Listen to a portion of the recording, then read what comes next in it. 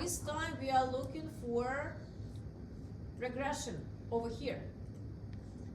You click on regression, you say okay, and now in this table, what you need to do is just put your information. So input Y range. What do I put here? This is my Y. Y is basically the response variable. So whatever your response variable is, you put this here. So I highlight this guy.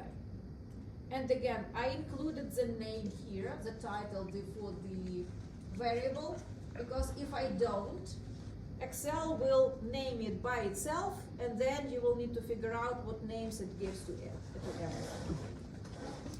So that is done, and we move on. Now input X range. And we are talking about multiple regression here.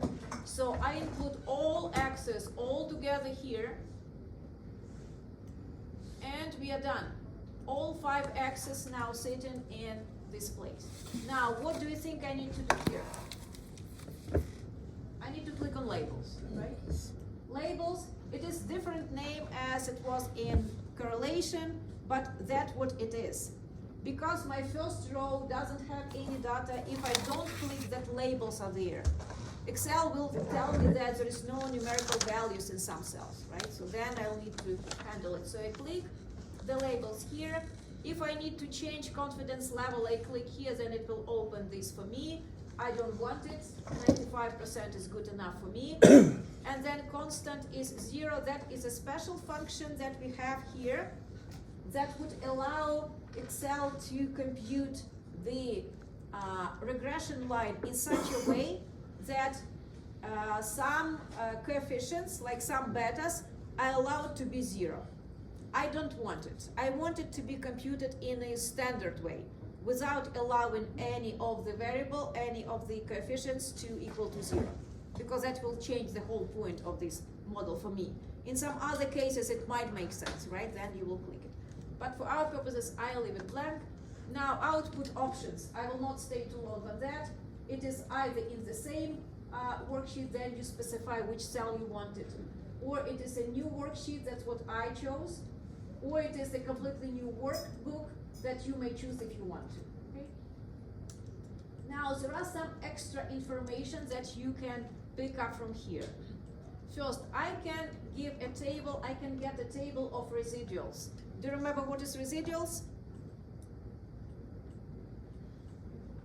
It's a difference between the observed value, the experimental value that you get, and the computed, the predicted value, right? So it's our error basically, right? So if you want, we can have a table of all errors for each of the experiments that we are running.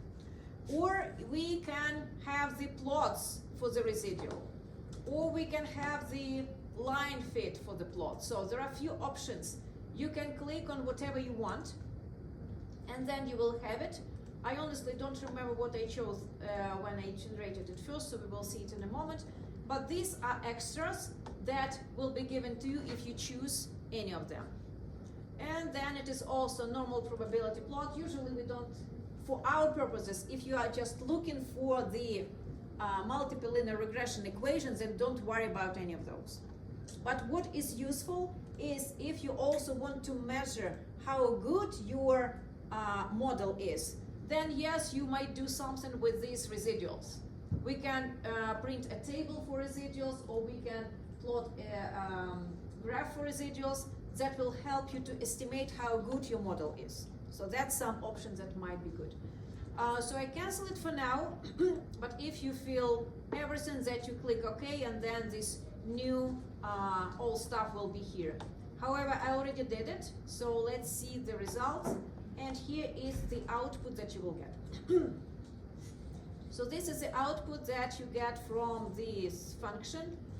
And what we have here, as you see, I chose the line fit plots for each of the variables. That's one thing.